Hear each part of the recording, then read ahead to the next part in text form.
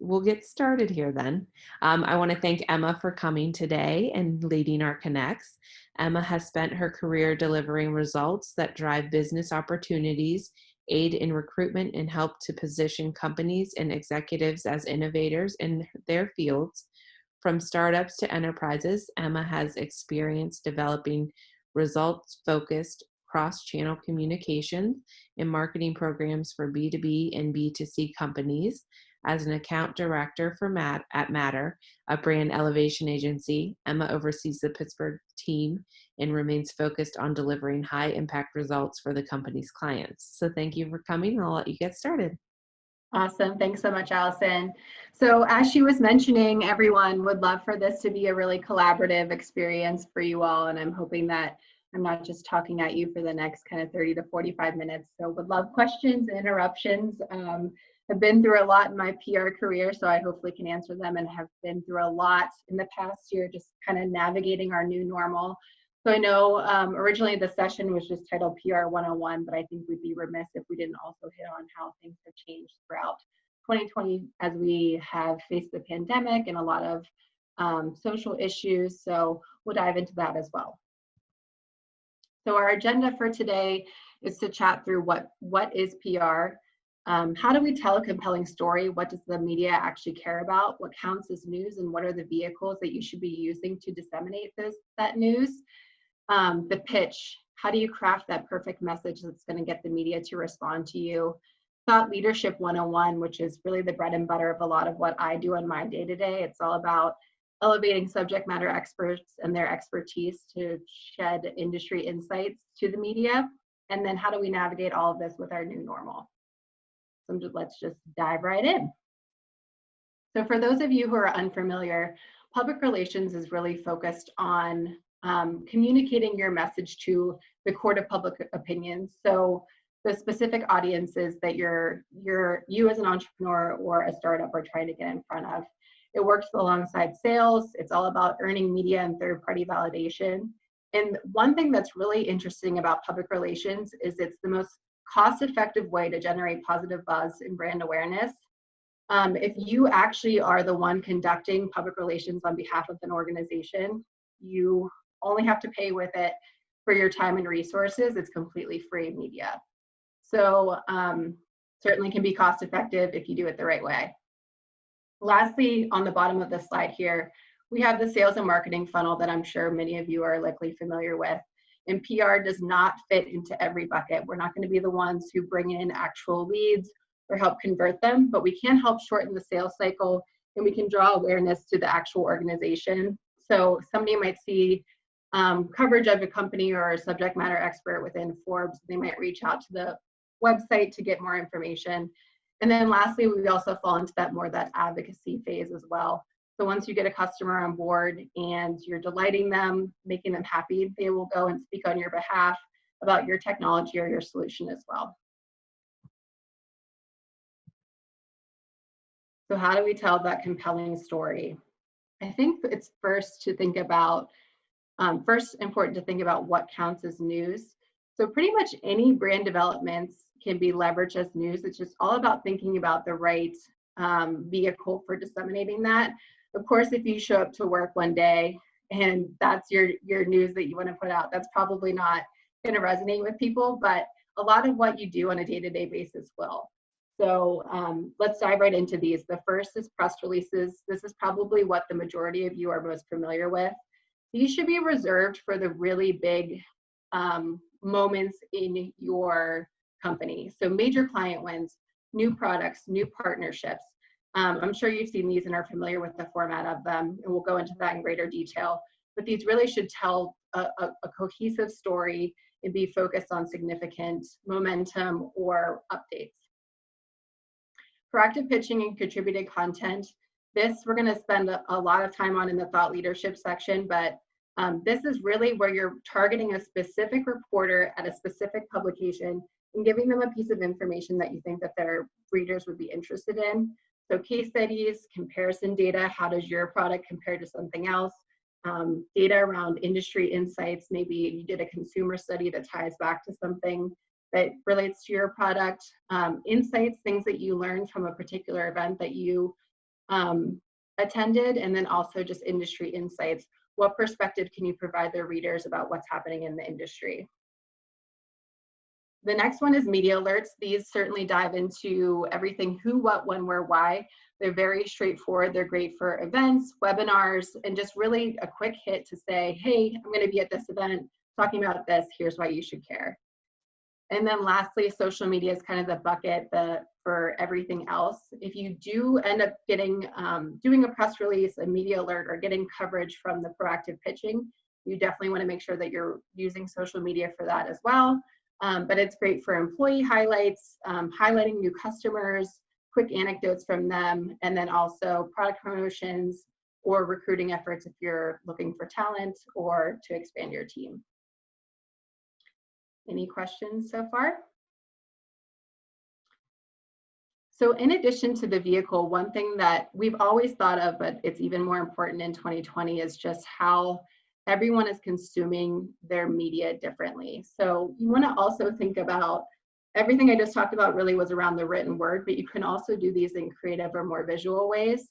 So maybe a fun animated GIF that's posted on your social media is the right way to convey that you brought on a new customer, or an infographic that talks about kind of those industry data points that we talked about before. It's all about thinking about the different mediums that you can use to creatively tell that story, and then think about how you can repurpose that across the different channels that we all just discussed.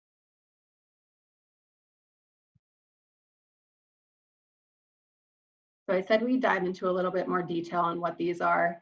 Press release, as I mentioned, is probably the one that you all are most familiar with. This has the full details. It will have the headline, what we call the date line, which is the location and the date. It includes customer quotes and spokesperson quotes spokesperson quotes. And if you're doing something with a customer or partner, it's great to include a quote from them as well. It includes a boilerplate, which is that about information at the bottom, which is very essential to include. If you do end up getting a media representative interested in a press release that you put together, they'll use that boilerplate to pull more background information about the company into a story that they're working on. And the press release, as I mentioned before, really just kind of tells a full story about what you're announcing and why your audience should care about it. From a media alert perspective, this is really just a quick hit, primary details, links and logistics. It covers the who, what, when, where, why. Again, you want to make sure it includes that boilerplate, so if anyone picks up on it, they have that background information. And it's just a quick and concise way to get out information about something that you're participating in. And then lastly, the proactive pitch. This is where the Matter team, myself, we spend the majority of our times on a daily basis is working on proactive pitches. And really what these are, they are emails or phone calls or tweets directed at a specific individual at a specific publication, asking them, giving them information to try to pique their interest about a subject matter expert or a company in hopes that they ask for more information and want to do a conversation with our clients in this case. So I actually think it's probably most helpful to see a specific example. So we pulled together this outline of what a pitch looks like here.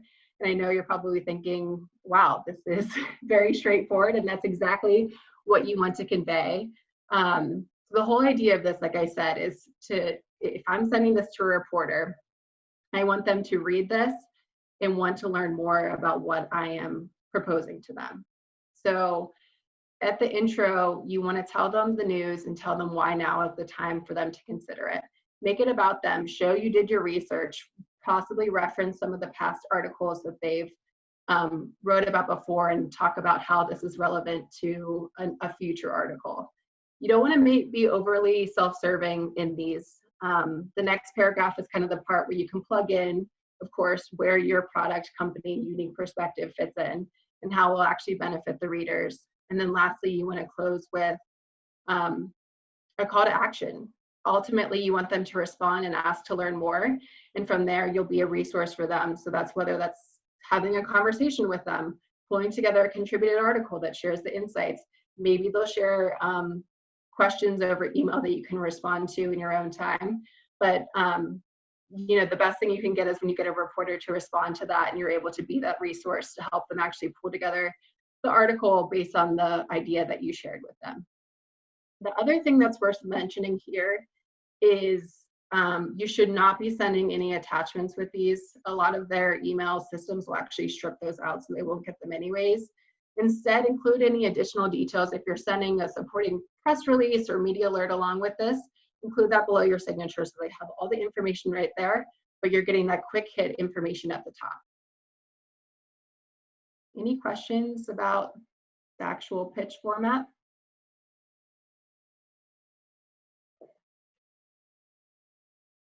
So jumping into do's, a lot of what I already shared here. So you want it to be short and punchy. Take a look at articles they've written in the past and get a sense of the tone of the actual publication. That can be helpful as you're pulling together what the pitch looks like. You remember, these are humans. They're just like you and I. So you can have fun with them. If you take a look at their Twitter and see that they have a similar experience that they've gone through with you, of course, call that out and have some fun with them. They love that kind of personal touch. And then just make sure, I think the biggest thing to stress is that you've done your research and you've made sure that the person that you're reaching out to at the publication is relevant. You've done your homework, you saw that they've covered similar articles to this in the past, and there's a reason why they should cover this now and that their readers would be interested, and make sure that that's conveyed in whatever you're writing for your pitch. As far as don'ts, it can be easy to get too technical or bring in a lot of buzzwords. They're not going to be using those with their readers, so you want to make sure that you really put it in layman's terms and as straight to the point as possible. It's easy also to be over promotional. A reporter very rarely is going to just cover your product or service. They're always going to be looking for more of that industry insight and how it affects a broader audience. So make sure you're speaking to that with your product or service or your expertise kind of as that proof point. And then the other ones here are really just to make sure that you're straight and to the point. If you can, just keep these to a couple of sentences. As I mentioned, we sometimes do it over Twitter, so you're limited to the amount of characters there. So they are more than ever being bombarded with information and pitches, so you want to get straight to the point and get their attention right off the bat.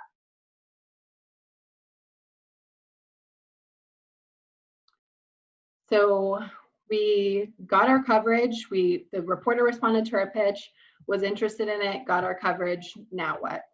So many of my clients, I feel like they get the coverage and then that's all they ever do with it, but there's so much more. It can be of interest to so many stakeholders, and it's up to you to make sure that you're getting it in those hands. So just sharing to build more awareness of it is great, making sure that it goes out through any content distribution networks that you have, whether that's social media, email marketing, buyer's guides, all that good stuff. It's great to outfit sales efforts. As I mentioned, one of the great benefits of public relations is it can actually shorten the sales cycle, both because you might enter a conversation and somebody can say, oh yeah, like I've heard of you, I saw you in that article about X, Y, and Z. But also you can share coverage with any prospects that you're speaking to. If they're having a similar pain point to what you addressed in that article, it can be a great way to showcase third-party validation of exactly what you're speaking about. It's exciting from an employee morale perspective for them to be able to see that the company or one of the people within the company got coverage. So it's great to share among your internal team. It's great for board investor and presentations. Make sure whenever you're working on any investor presentations, you have a slide that includes some of your subject matter expertise in places where you've been covered. And then lastly, it's great for social media marketing channels, which I'm sure you're all familiar with, but it's important to share if you do have a company page that it's shared on there, and then also personally on your own personal LinkedIn. If you do end up getting any contributed articles, it's a good approach to try LinkedIn Pulse for that, to do some expanded promotion of it. So the way that you can get around not just directly copying and pasting exactly what the article says, and so giving the attribution to the publication itself, is to pull, a quick, either copy and paste the first couple of paragraphs and say, visit publication X, Y, and Z to learn more with a link, or you can say why you're excited to be featured in that article, what it kind of means to you with a link for them to learn more. That can be a nice way to get some greater visibility of any coverage that you do get on LinkedIn in particular.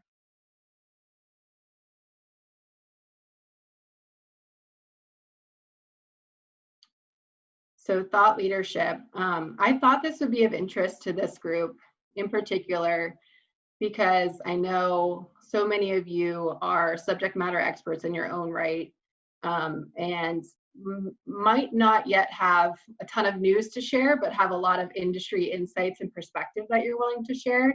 And this is a great way to do it. And to be honest, a lot of our clients, big or small, don't have a huge news pipeline. So this is where we really spend the bulk of our time as well.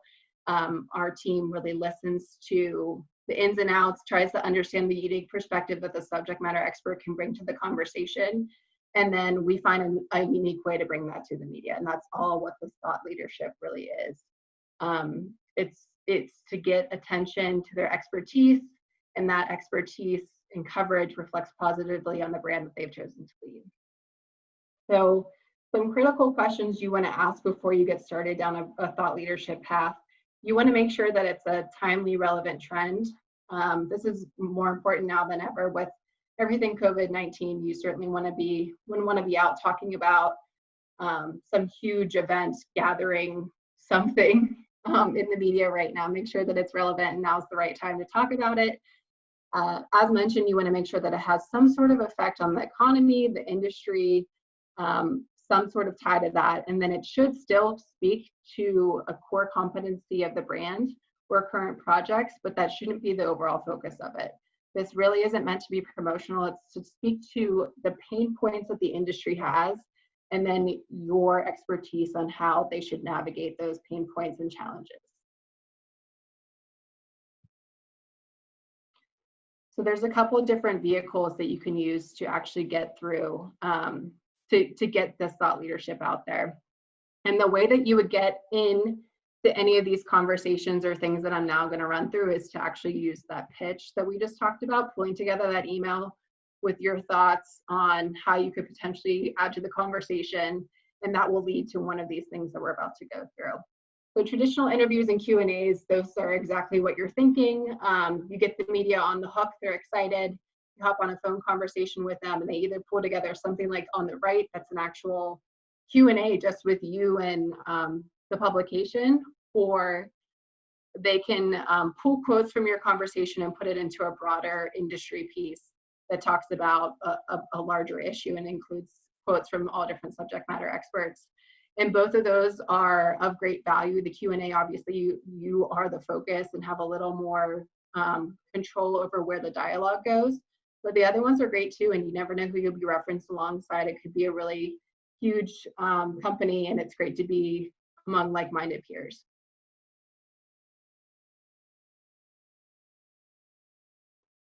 Contributed content is more important than ever before.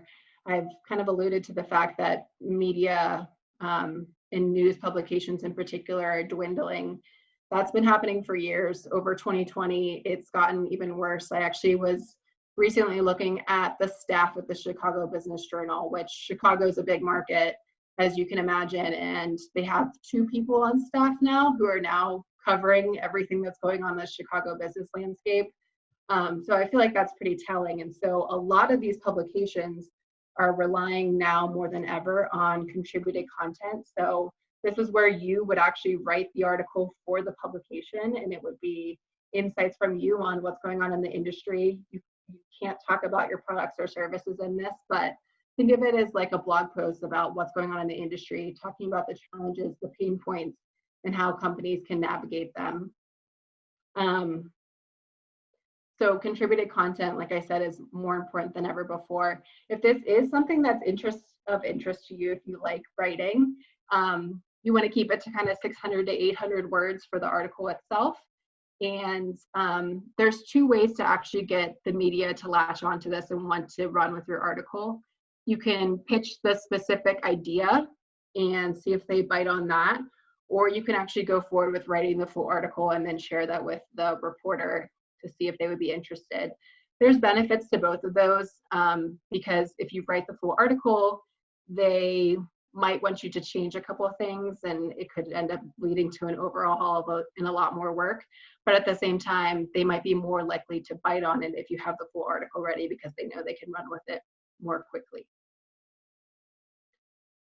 Any questions about anything with that? The other thing I would mention too with contributed content is a lot of the publications will actually have guidelines that you should follow. So if you go to the website, scroll to the bottom, you'll typically find a contribution section that has all those details about word count, links that you're allowed to include in there. They give guidelines that you should follow, and that will lead to a better chance of the publication actually running with your article.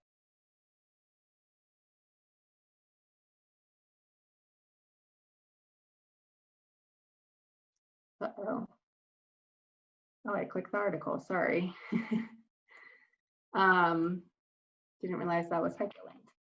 So newsjacking. This is another good one too. It's a great way to get into some of that top tier business press. And I think one of the best ways to explain it is actually to give an example. So this week we saw, I have a client that we pitched multi-factor authentication best practices for.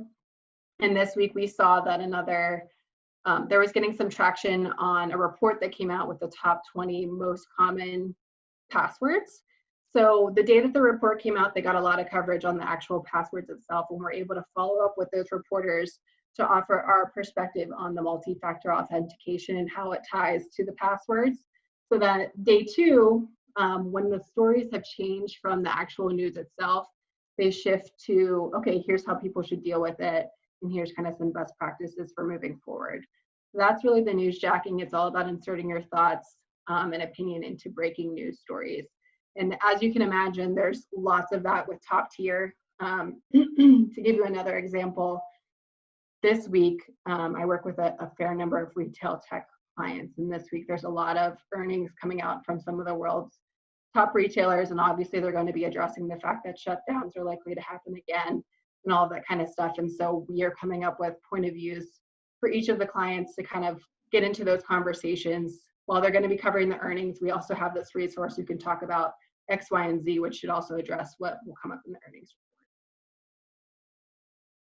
report. This is a great one, like I said, and then the key with this is obviously timeliness. So you've got to get moving on it quickly. As soon as you see an article, pull together those thoughts quickly and reach out to the reporter who wrote the article and try to get them to bite on something for the next day.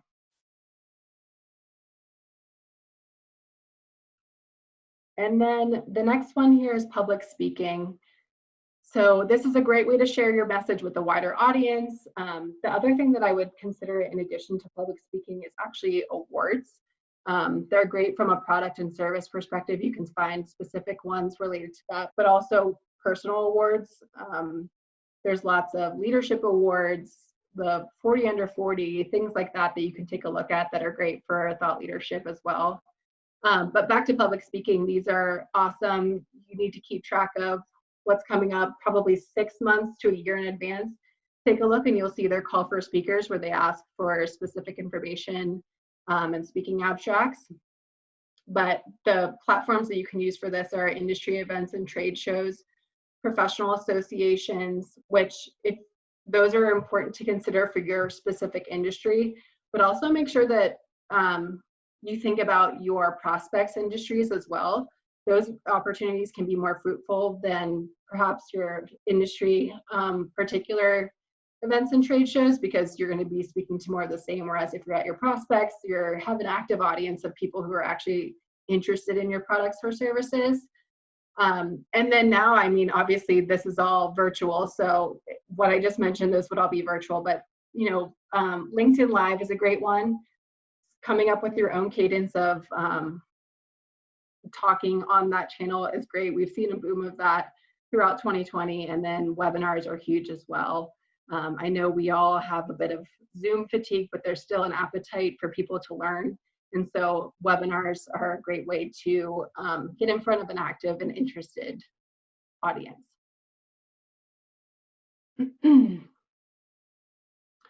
All right, and then back to social media. So social media, we just talked about LinkedIn Live. It's important also just from a general organic perspective. Any coverage or articles that you get, absolutely share those on your channel. I think that the example over here from Brian is a little bit different. He is sharing an article that he saw that he wasn't actually quoted in, but just to provide some industry expertise. Just a quick couple sentences about why he thought it was interesting and kind of his own point of view on it. That's a great way to showcase that thought leadership across the channel.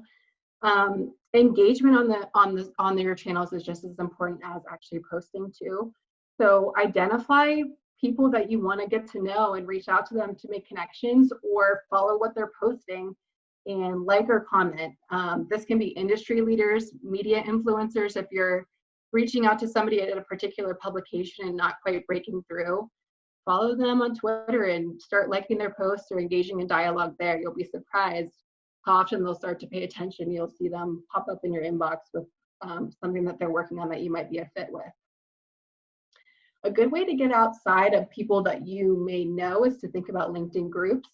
They can be being active in those. I know it's sometimes hard to find ones that are particularly active, but if you find a good one, commenting on posts that other people have, and then also starting your own discussions can be a great way to build visibility and connections. And I talked a lot about LinkedIn and Twitter, but these are obviously both applicable as well to Facebook and Instagram, just kind of depending on where your audience lives. Those are more of the business to consumer vehicles. So the new normal. I'm preaching to the choir, I'm sure, as I talk about the fact that COVID-19 shifted everything for everyone this past year. It's amazing the amount that we have learned as we've worked to navigate this on behalf of our clients. I think the biggest thing that COVID-19 changed from a communications perspective is that it really required people to look inward and think about how they are treating their employees and how they are transparent and authentic in communicating to them.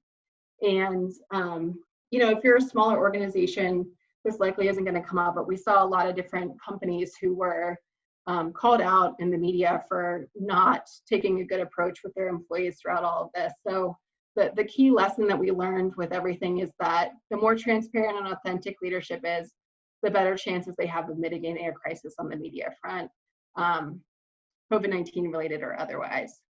In terms of more specific actual tactics, 5 things to consider before reaching out to the media. Timing is everything. When COVID-19 first happened, a lot of our clients, we had to pump the brakes on news stories or proactive pitching, just because you want to be sensitive. Like we said, I mean, everyone was going through the experience at the same time. Again, cases are surging, so you want to think about if what you're saying is going to appear tone deaf to somebody. You really just want to know if now's the appropriate time to tell your story. Know the news cycle. Is it the right time to pitch? Like I said, what is the journalist covering right now? LinkedIn and Twitter are exceptional resources for that. Before you reach out to anyone, I encourage you to try to stalk them a little bit on their social media channels. We've often found that people are really open to sharing things on those channels, and you might see that they are dealing with a family situation, or they're just really unhappy with everything going on, and so they're not taking on new content right now. And that can really help to guide whether or not you should reach out to someone. Understand that the resources are limited. I talked about this before on the contributed content piece. They are extremely strapped, more so than ever before. Pretty much every major news group had to do layoffs over the past year, and so every reporter is doing way more work than they've ever had to do. And so just having an understanding of that, and understanding that they need more time than ever to pull together and put pen to paper is important.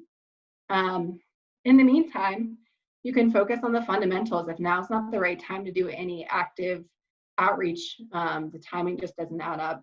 Instead, focus on your messaging, branding, and content, and get that in a really good space so that when the timing is right, you're ready to go and have all of that locked down. And then lastly, look to the long term. Things are going to get better. We're going to hopefully go back to our new semi-normal at some point. And it's important to just think about that and think about ways that companies, your organization is going to bounce back from everything that's happened this year, and find ways to communicate that. People are interested in understanding both success stories from companies themselves, but also how can you help companies to bounce back from everything that happened, and what expertise can you provide for that?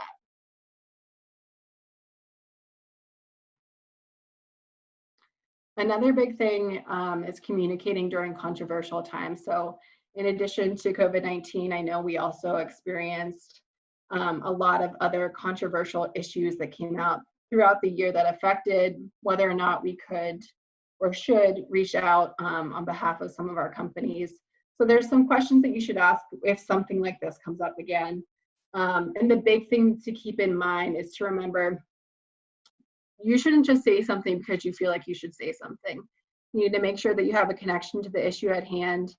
You need to make sure that you actually have something meaningful to add. If you're just going to say the same thing as everyone else, just hold back. It's not important for you to actually go out and put out a public statement about Black Lives Matter or something else that's going on.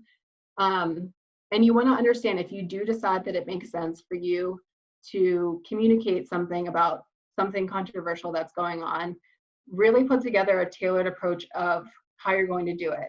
When and how often should this be communicated, just internally and externally? If you're communicating it internally, what are the chances that that could get shared with somebody else, and how would you feel if it did end up externally? Making sure that you have the correct talking points should that happen and somebody approaches you. And then just also thinking about, is it something that's just internal for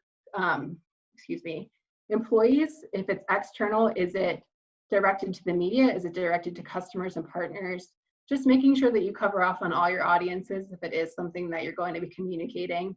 But again, I mean, our guidance throughout all of this is, if you don't have something that's meaningful to add to the conversation, you really shouldn't be talking about anything that's going on with a lot of these issues. All right. Well, that went through that with record speed. Would love, to open up to questions. Happy to answer anything that anyone came up with as I ran through that. Any questions?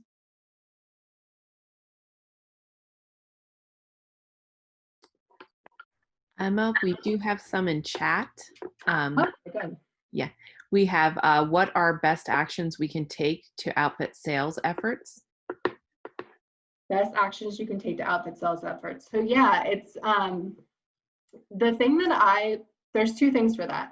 So first, have active conversations with your sales team, or if you're the person who's actually leading sales, listen to what your prospects are telling you. They are giving you the information that you should be talking about with media or on your blog or in your other channels.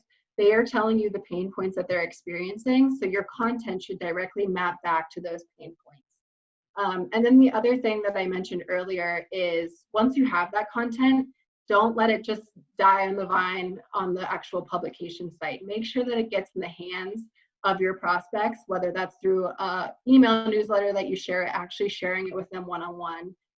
That's a great way to just make sure that the content is working for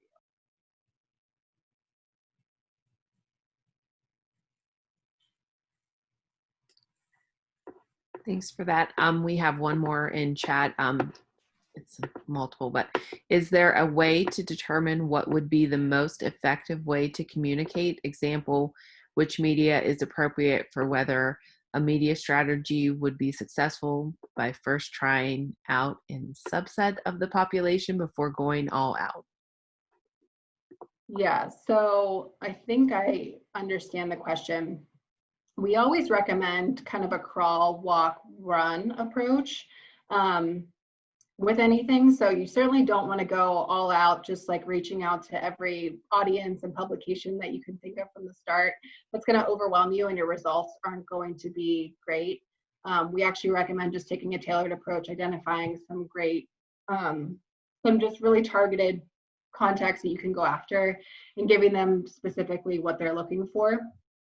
The other thing that I would mention there is to inform your strategy, take a look at competitors or companies that you want to be known as the same, the companies that your prospects are also looking at, take a look at what they're doing from a media perspective, and it should help to kind of guide you and see where you should be talking, what you should be talking about. And the other thing is ask your prospects. What are they reading? Where do they go for information? What are the types of topics that they are interested in? And then build a strategy that's focused around that. But again, really do the crawl, walk, run, start small, and then work on building up your subject matter expertise. You'll find actually too that media relations gets easier as you get more coverage, because the first thing a reporter is going to do is likely Google you and see what's out there already. So if you already have a couple pieces of coverage that they can easily see and see you've done it before, they're more likely to bite and want to talk to you about something else. Emma, I have a question. My name's Sophia Tambaratzis. This is really helpful. So are there databases or a go-to place where you can figure out what journalists are covering what, and if they are like a full-time employee, or are they just looking for content and submitting? Do you know what I'm saying? Is there like a go-to? Yeah, that's a great question, Sophia. There are databases. They are extremely expensive, and they are oftentimes outdated. Oh, interesting. Okay. Yes, and I mean, especially now with how quickly everything's changing, people are always on the move. I actually, and I encourage my team members to do this too, I will sit down bring up my computer, bring up a specific publication's website, and I will start doing searches in there of terms that I think that my client can speak to, and then see who's writing about it. And I will click on their bios. And you can get a lot of information from their site. You'll understand their bios, which typically have the beats that they cover, the specific topics that they're writing about. And then you'll be able to find all their contact information that way. It takes more time, but honestly, it's a way more useful resource than the databases that are out there. So if I went to, I'm just making this up, like if I went Good Housekeeping. So I have, I'm working with a friend of mine. We have a patented app that shows you how you'll look with weight loss, and it's accurate, and it measures your waist and gives you your measurements. So it shows you at like 6, 12, and 18 weeks how you're going to look. Mm-hmm. And it's been proven to drive people exercising and dieting 80% more than not. Okay. So it's relevant now because of COVID. So I think that's something for Good Housekeeping, like women's service. But if I'm just a consumer going on the women's service, like going on the Good Housekeeping website, would I be able to get that same information? Yep. Yeah, I don't have any special access to any of the publications. If you go on there and just start clicking, like I said, so type in dieting or weight loss in the search box when you get in there, and you'll start to look at the articles that come up, and you'll see likely that a fair number of articles are written by the same person. Okay. That's likely the person that you can drill into and take a look. You might not get their contact information from there. If you don't, you'll have to do some Google searching or go to their Twitter and shoot them a DM or a quick tweet to see if they're willing to share it with you. So most people are on Twitter. Yep. Yeah. They're like all on Twitter. Okay. That's really helpful. Thank you. You're welcome. And Emma, we had one more question in chat. It's from Dory. It says, I am curious what your thoughts are about where to be most productively focused. I feel like all of these strategies seem helpful, but as someone working to get a startup going, it is difficult to know where to focus your time and energy. Yeah, absolutely. I totally understand that. It can be a lot. Again, crawl, walk, run, and think about your own owned channels first. So start building up your LinkedIn presence. Start sharing articles on there. Start engaging with people on that channel. And as you start to get more dialogue there, use those insights to potentially take it to a company blog, or build out LinkedIn Pulse or start doing LinkedIn Lives. And then once LinkedIn is a great channel to get in front of really targeted and specific audience. And then once you feel more confident about that, I would focus on, the thought leadership piece of it. And again, maybe it's one publication that that you need to get into, and you set your sights on that, and you find the right reporter, and you reach out to them with different angles over the course of a couple of months. And at some point you'll get that opportunity to contribute either insights or an article. And then the other piece of that too is once you get an opportunity with the actual publication, and you're a helpful resource, they'll come back to you for more. So just continue to be a resource. And LinkedIn can be great for that too. If you start to connect with reporters on there, you'll find that they are engaging with you and asking for help on things. So I think LinkedIn is a great place to start. And then just slowly build on that to start to, build your presence across other channels as well.